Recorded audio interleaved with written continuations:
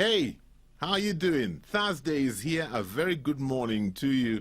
Thursday is Sikuya Clinic, Relationship Clinic. My name is James Okumu. Thank you for taking the time to hook up with us today.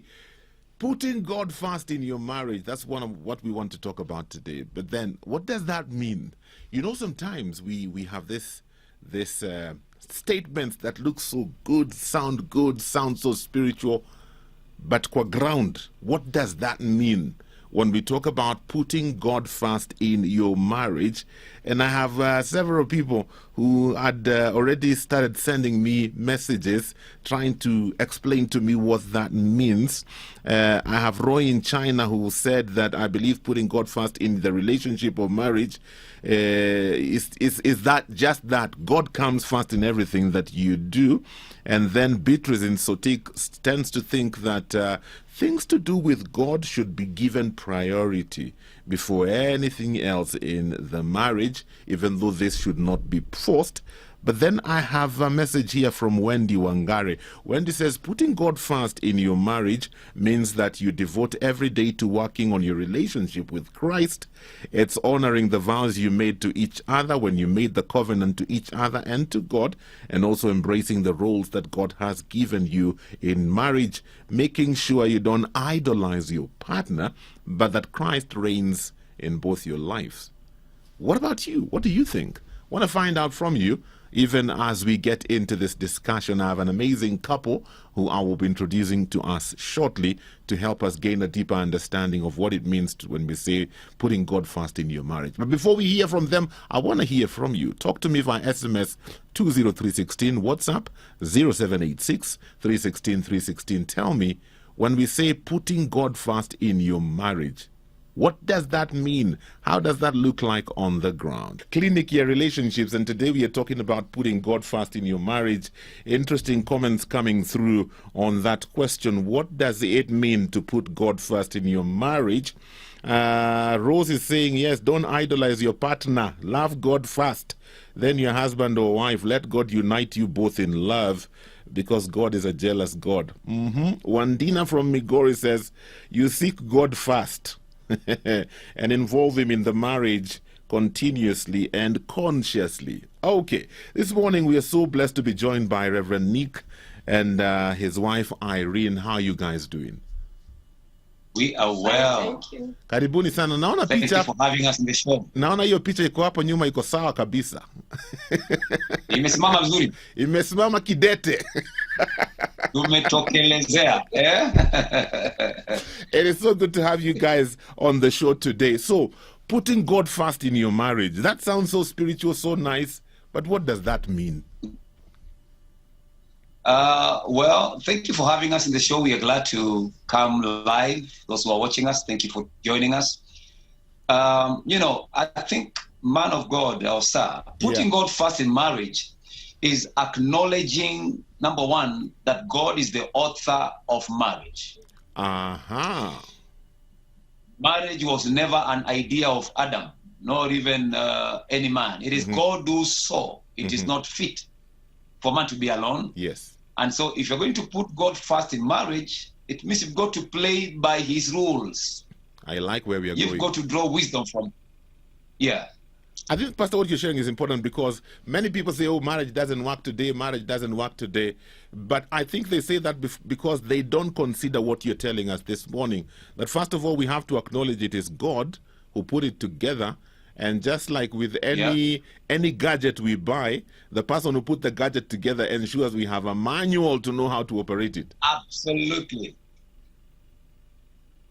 Mom, say something. Absolutely. If you want to know the purpose of a thing, don't ask the thing. Ask the manufacturer. Okay.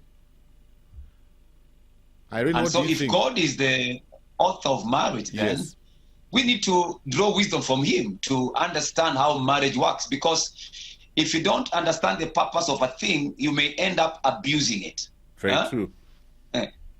But if you know the purpose of it, then it will work for the better. Why marriage doesn't work for many people is because they have not consulted with God.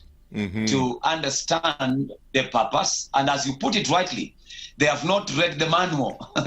The Bible is the ultimate wisdom on how marriage should work very well. What do you think? Yeah, marriage, when you put God first, with the manual of God, everything is possible, and everything becomes easy. Yeah.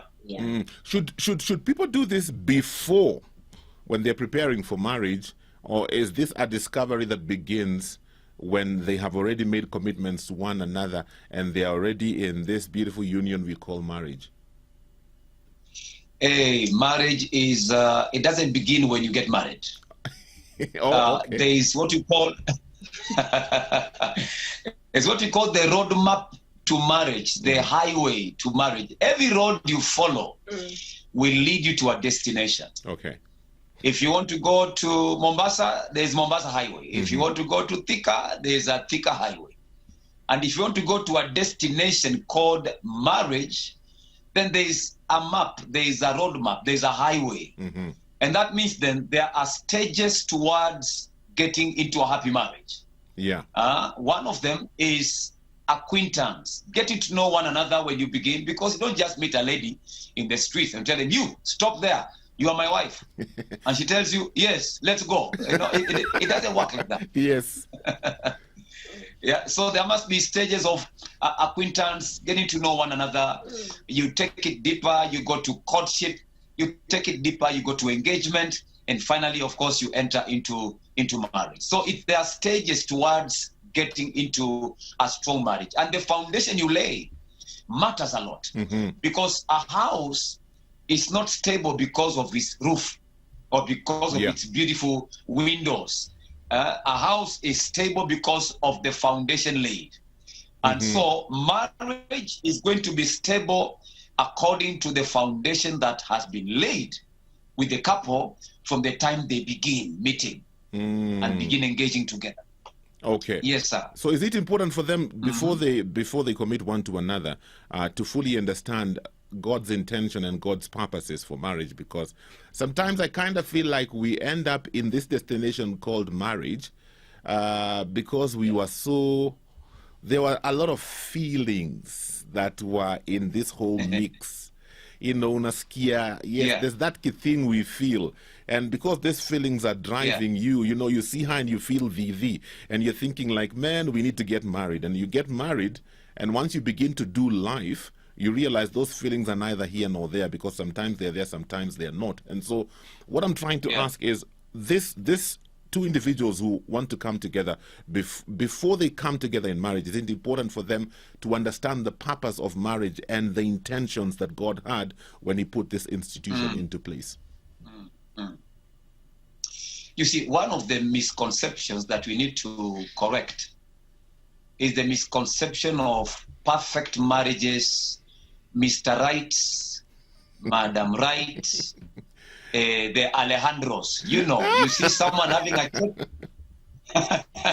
someone has a checklist of 51 and a half things that you are looking for in a man. I want this kind of a wife or woman. But let me say this. One of the things we need to understand is how God works. God is a seed God. He is a God of potential. Our human nature, many times, we are attracted to the end product without acknowledging there is a process. Very true. And so God can give you a Mr. Right or a Miss Right in a seed form. In a seed form. They may not have all those ultimate qualities you are looking for, but if you mold one another and you begin a journey, they end up becoming the man you've been looking for or the wife you've been praying about. So I think one of the problems is that we tend to look for end results immediately. You know, we know we are in a microwave generation. Instant things. Yes. I'm just wondering. So I want to believe. I was going to ask Irene. I'm just wondering, Irene, where will you go on a list? Oh, yeah, I had a list, but I put God first, And always when you put God first, he'll always align you in the spirit, and you'll discern what is right. Mm-hmm. You will feel you're with the right man. Yes. God will always lead you to that. Okay. I had a checklist. Yeah. But in a seat form still. We will not ask you how many boxes you ticked when you met him.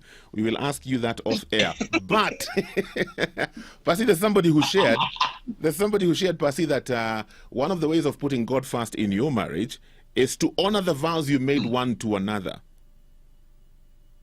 Sometimes I wonder, Yes. when people are sharing those vows, do they know what they're saying? Let me say, I think most of or some of the people, the mistake they make is preparing for the wedding. Yes. Not for the marriage. Mm-hmm. They prepare for the wedding on how the cameras, and some are caught up with just emotions on the vows for that day without appreciating the weight. Yes. The weight of marriage after those few hours of the wedding. And so those vows are not a walk in the park. They are not. For better, for worse. Yeah. If the worst comes, are you ready? You know, like me, when we got married, when we came out from honeymoon, I lost my job. Oh. Immediately. Yeah. Wow. Yeah. The honeymoon turned to be bitter moon. I lost my job. After we came from honeymoon, I come to the house and I find a letter of being dismissed. I was working then, and you know, that's the time you know whether you have married a wife or a knife. You know, because when I called when I called her and told her I have bad news. Yes. I've just lost my job. You know, she encouraged me. This is the statement she made. She told me, God can close a door to open a gate. And she told me, don't worry, we can adjust our lives. We can move to a smaller house. We can adjust our budget as we look for a better tomorrow. You know? So you see, if our vows were merely emotions, that we met in Java and life will be always in Java, or life will always be, I don't know where, it will be difficult. Yeah. So she was ready for the worst and for the better. I like that. Because I find that sometimes we share those vows, but we are not really thinking through what we are committing to, because we are making a vow to this person, and God is our witness that this is what we are committing to, you know, to be together for the rest of our lives. But then along the way, when trouble comes, or along the way, you see that the grass is greener on the other side of the fence. You know, and you want to cross over to your neighbor's side, you know, forgetting that you're the one who's supposed to be watering on your side. So I think that's a good point. This morning we are talking about putting God first in your marriage, and I'm inviting your questions on 20316. WhatsApp on 0786 316 316. We'll talk about our roles in the marriage, you know, because I believe there are certain things the Bible says about the husband, and there are certain things the Bible says about the wife. You know, do we need to look at those when we talk about honoring God and putting God first in our marriage? It is the Relationship Clinic. My name is James Okumu. This morning we get to hang out with Reverend Nick Musembi and his wife, Pastor Irene. They've been married for 20 years, and we are talking about putting God first in your marriage, inviting your thoughts and your questions via text message on 20316, WhatsApp 0786 316 316. I have a question here. This one is asking, good morning, how do you put God first in your marriage, even in times when you disagree and there's conflict between the two of you? Wow, that's a good question. As I said before, there is no perfect marriage. Yeah. There are moments when you're going to have issues coming in. They're always there, whether you're married for 2 years, 15, 20, 30. There are always issues there. The issue is not about the storms that come in marriage, but how you manage them. How you manage them. And one of the ways to be able to manage when there are conflicts in marriage is being able to listen to one another, not argue, having a discussion that you can tone down and give an ear to your spouse. Listen, what kind of things are they raising that you can tone down, and also being able to make changes where you feel you have gone wrong. Mm-hmm. But when you take hard stands, I'm right, you are going to miss it. Let me give an example. I used to have an issue when we go out with my wife. I say, dress up this way, and she could pick up a handbag I don't like. Mm-hmm. So amwambia hii kibeti bwana, hii haileti shangwe. Yeah. It's not going along with with what you dress. Yeah, and we kept on arguing about a very small thing. That's not a good handbag. Until I told myself, why can't I just buy the handbags I want and give them to her, so that when we are going out, I tell her, beba ile, usibebe hii. Yes. And the whole story ended up right there. So I think that there must be a way of looking for how you can resolve conflicts, not through argument, mm-hmm. but through discussion, listening to one another. Okay. To one another. The other part is asking about how can good God fast in marriage is making sure you are also spiritually stable as mm-hmm. a couple. Mm-hmm. As a couple. That means you need to learn to pray together. Uh-huh. You need to learn to do Bible devotions together. You need to go to church together. Hii mambo ya wife anachukua watoto waenda kanisani, mzee anakuja baadaye na Nation newspaper saa tano. Yes. No, go as a family together. Go with your wife. Sit with her in church. Mm-hmm. Discuss about the sermon. How was the sermon? I mean, have moments of Bible devotion together with your spouse. Okay. Somebody else is asking, what if it seems like it is God who is in between your marriage? And this is what they mean when they say that. The husband is in ministry and he has no time for the wife because he's always with God. He has put God first. He is always with God. He's always praying. He's always going for a conference. He's always counseling. He's always in the ministry serving the Lord. Na huku nyuma mama watoto yuko lonely. How is that really putting God first? Is God coming in between what he said, what God has put together? Let no man put asunder. How do you deal with that? No. That man needs a lot of help. That man needs help. Yeah. Because God is a God of order. Mm-hmm. And you put God first, your wife comes second, your children come third, and ministry follows after that. Oh. See, there must be a balance. It's not God and then must ministry. Be a balance. You must strike a balance. It's not God and then ministry. No. That will be polygamous marriage. Yeah. Because to be honest, Reverend, I see a lot of people who do that. It is God, and then unajua kwanza mimi ni mtume nimeitwa. Even in the house I am the mtume. Lazima bibi aheshimu mafuta. Nilipakwa mafuta. God called me to do this, and the family comes in after that.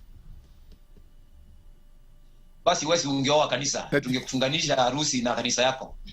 The church would have become your wife because even the church that you are so dedicated to, mm-hmm. you'll not marry it. It is someone's bride. Mm. The church is Christ's bride, not your bride. Yeah. And so you must strike a balance. And one of the problems we are having, sir, is wakati you bring titles in the house. Oh. Okay. Yeah, when you open up your door in your house, your wife is not waiting for an apostle or for a prophet. Your wife is waiting for a husband. Your children are waiting for their daddy. Father. Yes. Yeah, and me, that this is us. We have separated our ministry from the church completely. Okay. I meet my church members in church, not in my house, in church. When we come to the house, this wonderful woman, she wants to see her husband. Yeah. Not another apostle or a prophet. So titles ibaki nje. Let us separate the family and have a husband and a wife and children and enjoy marriage. She doesn't wake up in the morning and look at you and say, "Man of God, give me a word."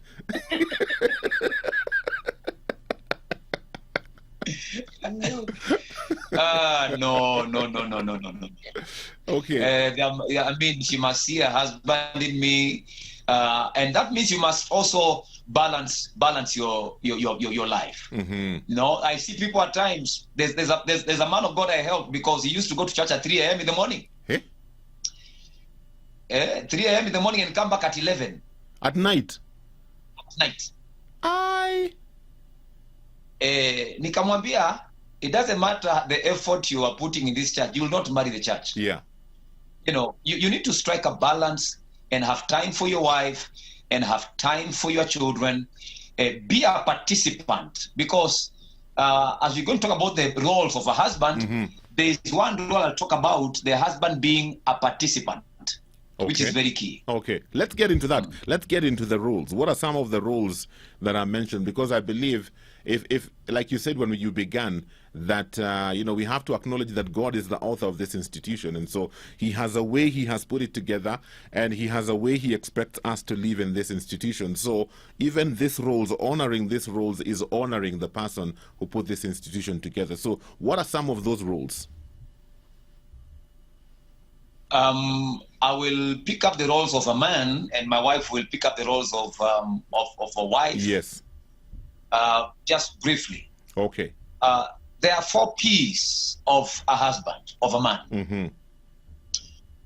First P is that the husband is a priest Mm-hmm. in the family. That means he is responsible for the spiritual condition of his family. He must give himself to lead the family in prayers, go to church together, make sure when they go to church, everyone has an offering. I mean, pray together, Bible devotion. So the first role of a man is that the man is a priest, which talks about the spiritual part of the man. Okay.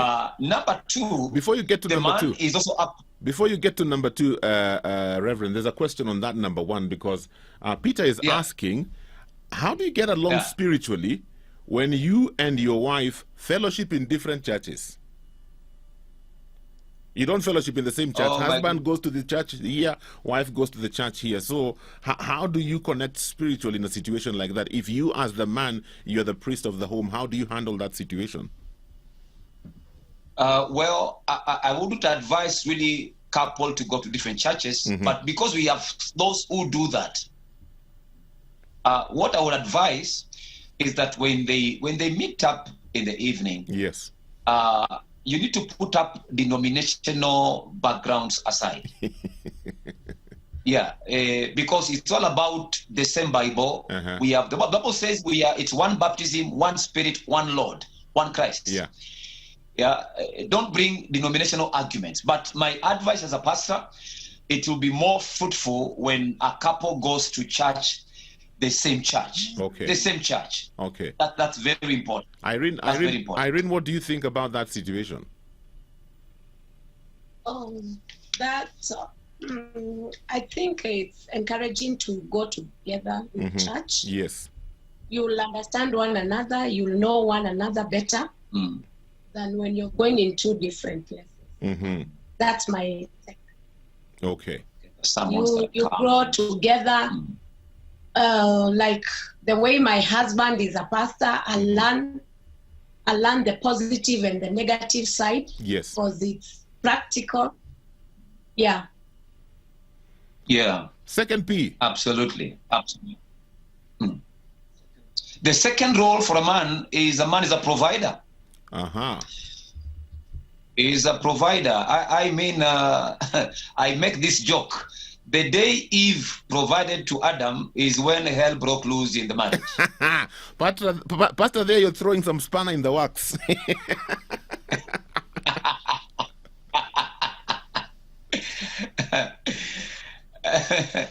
The men, they need to work, my friend. They need to work. You waiting there, waiting upon the Lord and doing nothing. No. Spirituality has everything to do with production. Okay. The Bible says a man who cannot provide for his family is worse than an infidel. Is worse. So a man is a provider. try your best. I know there are cases you may find the woman who could be having a bigger salary, but hey, Yes. as a man, try your best. Step out by faith. Try and do something. Because the moment you're going to be lazy and you're lying down as a man, you'll be insecure with your wife. You'll be insecure. But hey, try and put bacon on the table as a man. As a man. So a man is a provider. Okay, but is a provider. I'm just wondering, Irene, because Reverend shared earlier, mlitoka honeymoon, akapata kazi imeisha. You know, I'm just wondering, how did you handle that situation? Because sometimes that becomes a problem where the man loses his job and he even loses respect in the eyes of his wife. You know, you start hearing comments like, sasa wewe ni mwanaume wa aina gani? Wanaume wengine wako huko nje wanafanya kazi. You know, wakai tu hapa kwa sofa, wanaitisha maji ya kukunywa. Unaitisha chai, umenunua maziwa. You know, those kind of questions. So, how did you handle that situation? And what was the man of God doing? Alikuwa tu kwa sofa amekelea mguu juu ya meza? Wow. Not really, but I think the genuine love, just the way he began to say that, the roadmap, when we were courting, when we were engaging, I knew what kind of a man he is. Yes. So when that came, I had a lot of peace. I had a lot of peace, and I believe it's the love I had for him. It was just not beyond me. I left it to God. Okay. In fact, I had a lot of peace. Great. You know what I did? Yeah. I adjusted immediately. Okay. I decided to look for something. At that time, I had done some accounting. Yeah. You know, I had done the CPAs. And it was just the time when they were introducing the ETR machines. You remember them? These are my ETR machine. Yes. And you know, I stepped out by faith. I began looking for those small accounting, bookkeeping jobs. You know, I approach, let's say, a mini supermarket, and I tell them I can put your books in order. And you know, and by faith, I was able to sort myself out for some months before I got another stable job. Okay.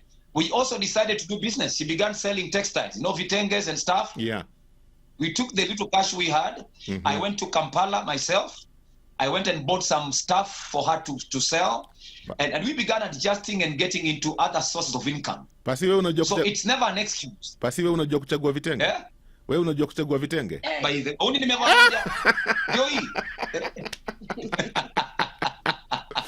That is wonderful. That is wonderful. I tell people you cannot walk on the water while you are still in the boat. Very true. Very true. You've got to step out. What's the third P? What's the third P? The third one is that the man is a protector. Is a protector. You are supposed to offer sense of security in the house. Okay. Haufai kupiga nduru na mke wako ati, oh, what do we do? I also don't know what to do. No.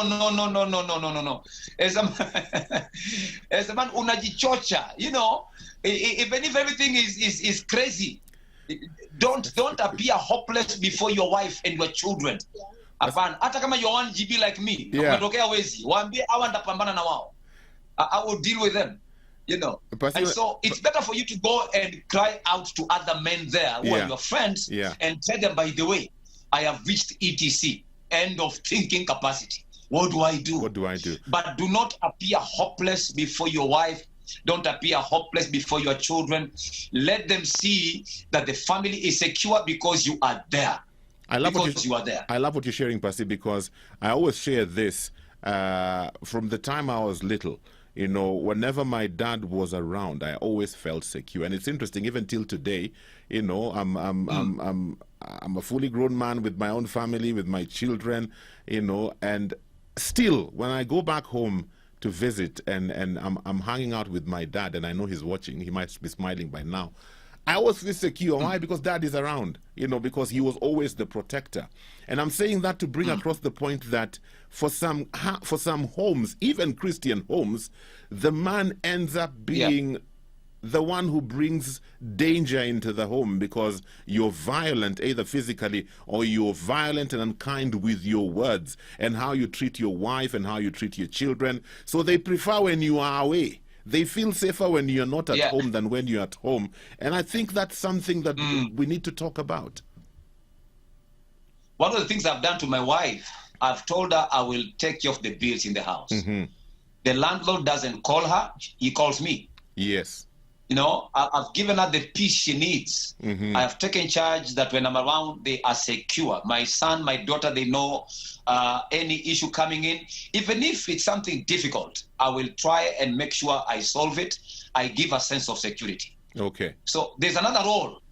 Role. Yes. The fourth role is the man is a participant.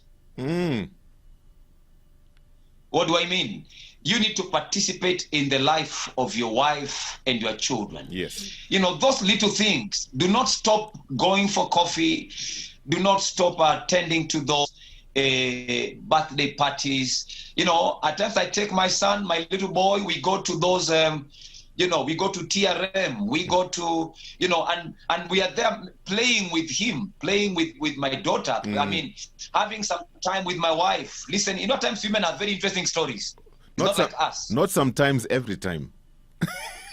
Okay, every time. You can be told kila kitu kuhusu kuku ya jirani, ile toothpick pale, and you're there enjoying and listening. So hii mambo ya mzee kuwa na sura ya kazi, the African man. I'm telling you. No. You need to participate in the life of your family. Okay. Participant is very, and that's one thing that we are lacking. Okay, we'll hear from Irene about the roles of the wife, but there's a question here, Pastor, taking us back to the whole aspect of provision. Somebody's asking, what about a man who just decides to sit and not provide for the family, yet when you married him, he was a pastor?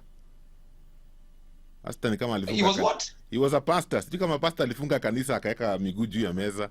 When you married him, he was a pastor, but now he just sits around and doesn't provide for the family. How do you deal with that? No. As I said, we can never hide in spirituality as a license of not providing. The Bible talks about Paul as a tent maker. Yes. So if your church cannot provide fully for your family as a man of God, please look for something to do as a source of income. Okay. Yeah. That is not lack of faith. It is wisdom. It is wisdom. Not lack of faith. That is wisdom. Very true. So, so that man needs to look for something to do. Okay. We'll talk about the roles of the wife shortly. I love this conversation because we're talking about practical things. Sometimes when you think about putting God first in your marriage, you're thinking, you guys fast every other day. You guys are always in prayer. You guys lock yourselves in your house. You're just reading the Bible 24/7. You're going from one revival meeting to another. Wait, pause. It's not like that. It's in the practical things we do every day and living life the way God has ordained for us to live within the boundary of marriage. Rose unanichekesha sana asubuhi ya leo. Rose is saying the young boys of nowadays are scared of even cockroaches, rats and insects. Parents, where have we gone wrong? How can such boys offer security? Where, Rose, watch a siasa? Are you talking on behalf of your boy or all the boys? Anyway, Rose, thank you so much for that. That really cracked me up this morning. We are talking about putting God first in your marriage and how that looks like. Thank you so much. Before we hear from Irene and the roles of the wife, Pastors, there's a lady here asking, Sasa, what if your husband is not fulfilling any of the P's? He is not the priest, he's not providing, he's not protecting, he's not participating. What do you do? He needs help. A lot of help. A sick person needs to go to the hospital. Yes. And so this man needs help. They need to look for someone, either their pastor or their best couple or someone that is a mentor. Yes. Let them go there and be helped because he needs help. Okay. So yeah. Irene, what about the wife? Yes. Well, yeah. The roles of a wife, I would begin by saying a wife is a helper. A wife is a helper. You're not there to be a stumbling block. You're there to. And you're not a barrier. You are there to support your man, to stand with him. That's a role of a wife. Secondly, a wife is an incubator. A wife nurtures ideas, supports the vision, supports the dreams of your man. And life in marriage becomes very safe and easy. Another thing, a role of a wife is a mother. You will become a mother to your children. You become a mother to your hubby. You make sure there is he feels the surrounding of a mother in the house. He feels the best comfort he's getting. From wherever he's coming from, he gets a mother in the house. Yes. Then let me say about the virtuous woman, Proverbs 31. That a man will always trust, in his heart, he'll trust the wife, the mother. He will feel safe and he will trust the wife in everything. Like it doesn't mean that when you're a wife, you're not there to support your husband is there to do everything. No, you're there to support, even sorting some bills, standing with him. If it's a vision he has, you stand, you pray for him, you stand beside him. Okay. Absolutely. Yeah. Okay. So basically, Pastor, what we're saying today is that, how you put God first in your marriage is also seen through how you treat each other and how you fulfill the roles that have been assigned to you by the creator of the institution in that marriage. Yeah. You know, there is a very simple, I tell people, marriage is not rocket science. Oh. There are not 1,000 ways on how marriage works. No. There are not 2,000 ways. Thank God. God has given us a formula on how a husband and a wife should be in marriage in a summary. Yes. In a summary. And he says, men, husbands, love your wives as Christ loved the church. Yeah. How did Christ love the church? He loved the church while we were yet sinners. It's unconditional love. That means the love of a man to his wife must be unconditional, not seasonal. Then he says also, ye wives, submit to your husband as the church submits to the lordship of Christ. Yes. That means the church is dependent on Christ. And so when we do that, in a summary, I tell people, these are one of my parting shots. A loved wife has no problem submitting. And a respected husband has no problem loving. Unajua shida ni hapa kwa loving, because we have come up with so many definitions of what love is. In this generation, if you love me, utanitumia fair. That's how some people define love, So that whole aspect, I really believe understanding what loving your wife as Christ loved the church, and understanding what it means for the wife to submit to the husband, because that's also another conversation that has been stretched all the way to Timbuktu. What submission looks like. Some people think submission is when I come home, you have to bow down. Yeah, like the ladies in Uganda do. When you serve me food, lazima unyenyekee. But is that really it? No. That's being a Hitler. When Mobutu Sese Seko. I'm telling you. No, loving your wife is respecting her. Is treating her well. It doesn't matter the circumstance. Is making her feel as a woman. There must be something which you offered to your wife in terms of love for her to accept to be married by you. Very true. Yeah, you never insulted her. You never abused her. So why should you do it now when you're married? Okay? So the way you treat her matters. And her submitting to me, it doesn't mean she must kneel down and call me Lord. When I cough, ati nikikohoa ajue ni maji. Nikisneeze ajue nataka chakula. Hapana. Wewe unahitaji kuwa delivered na makofi. Unahitaji maombi ya Lejo Maria. Ya kupigwa na msalaba. Listen. Akipasi, you didn't just say that. Well, just on a light note, her submission simply means she respects me. She respects me as the head of the house. She doesn't look down on me before my children. Because there are wives who can also insult their husbands and disobey their husband right in front of people. And the moment you begin tampering with the ego of a man, you've lost him. You've lost him. Wow. A man must feel he's in charge. Wow. Our time is almost running out, but I have really enjoyed this conversation. And like I said earlier, I've enjoyed it because you're talking about practical things. Because many times when we talk about God and, we have this spiritual aura that comes all over us.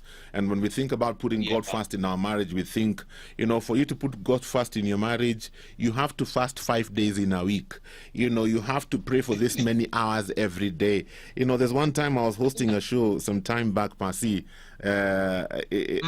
before I came to family, where I was working before. I used to host a show for married couples at night.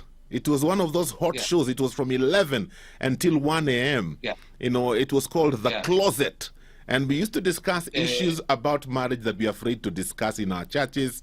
And one time something around this topic came, and one person was saying, my wife is so holy, we can't even be intimate from Friday. Because from Friday we are preparing for Sunday. Kila mtu ajishughulikie huko wewe. We are in the holy of holies. Kwanza Saturday evening, hata usinishike mkono. Saturday ni Bwana, nishike mkono Bwana. Bwana ule wa huko juu, si wa hapa chini. And the things I had on that show made me realize how sometimes we distort all these things. So I really appreciate what the both of you are sharing. It's in how we treat each other every day, the practical things. You may be praying in tongues the whole day and you are giving your wife fivefold ministry, without prayer. That is not acceptable. Parting shot has been finished. Parting shot. Well, parting shot is just what I said. Let me repeat again. A respected husband has no problem loving. And a loved wife has no problem submitting. Marriage works. We are married 20 years now. It's our 20th year in marriage. Hallelujah. Feel like we just got married the other day. So let everyone stick to their role. As a man and as a wife, you're going to enjoy your family life. Wow. Irene, parting shot? I'll just add on to what Pastor has said. Yes.